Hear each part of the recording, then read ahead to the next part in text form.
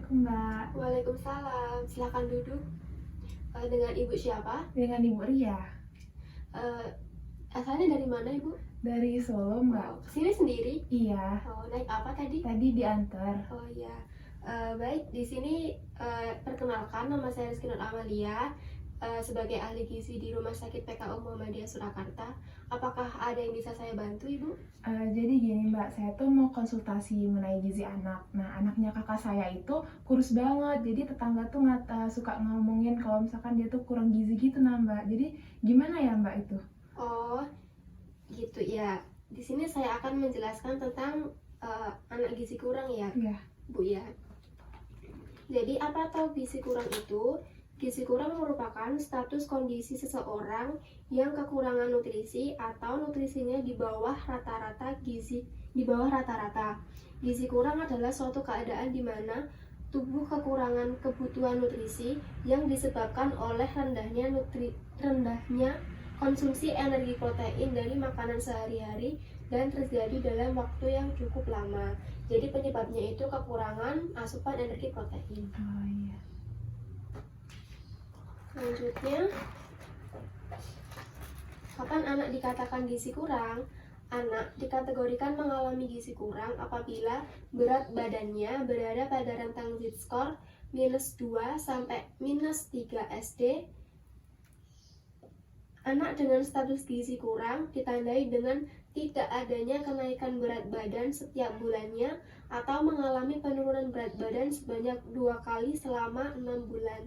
Nah, untuk ponakan Ibu sendiri tuh ada kenaikan berat badan atau enggak sama sekali atau cuma stuck di situ-situ aja? Kayaknya cuma stuck di situ-situ aja Mbak. Ya, ini salah satu faktor. Tapi masih ada faktor lain. Nanti coba kita lihat. Ini sesuai yang ditanyakan Ibu tadi, anak kurus apakah kurang gizi? Anak kurus belum tentu kekurangan gizi, karena semua tergantung pola pertumbuhan individual anak. Ada faktor yang membedakan antara anak yang bertubuh kurus tapi sehat dengan kekurangan gizi, yaitu perbandingan antara tinggi badan dan berat badan. Pada umumnya, anak kurus tapi sehat tetap mengalami pertumbuhan tinggi badan yang sesuai dengan anak seusianya. Sedangkan anak yang kekurangan gizi, tinggi badannya tidak sesuai dengan usianya atau biasanya disebut dengan stunting. Jadi kalau anak yang kekurangan gizi itu cenderung lebih pendek dari anak seusianya. Untuk keponakan Ibu sendiri gimana tinggi badannya? Enggak juga sih kalau misalnya masalah tinggi badan. Tinggi badannya sesuai ya? Sesuai.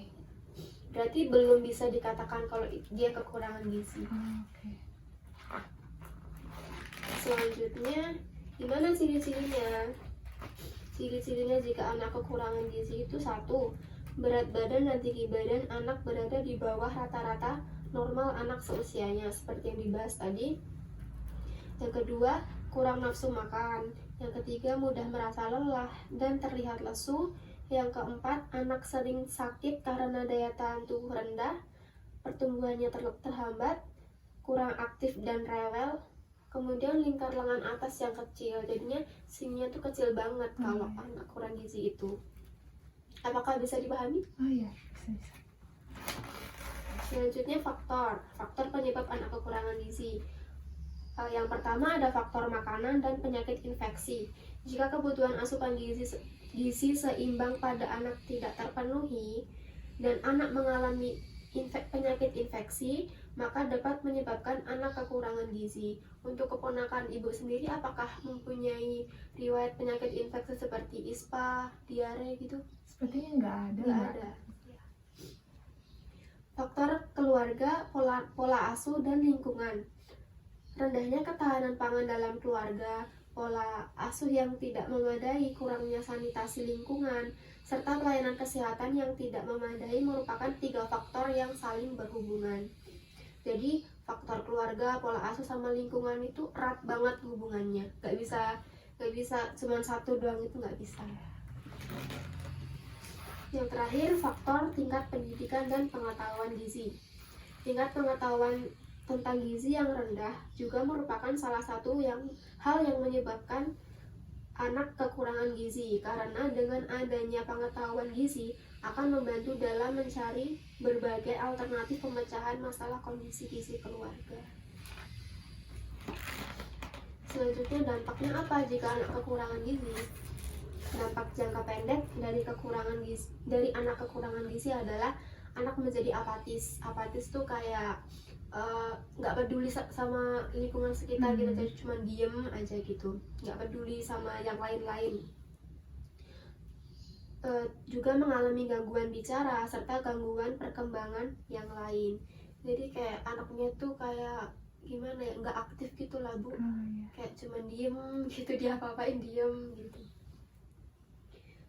Terus yang kedua, dampak jangka panjang dari status gizi kurang adalah penurunan skor IQ, penurunan perkembangan kognitif, gangguan pemusatan perhatian, serta gangguan rasa percaya diri. Oleh karena itu, kasus gizi kurang apabila tidak dikelola dengan baik akan mengancam hilangnya generasi penerus bangsa.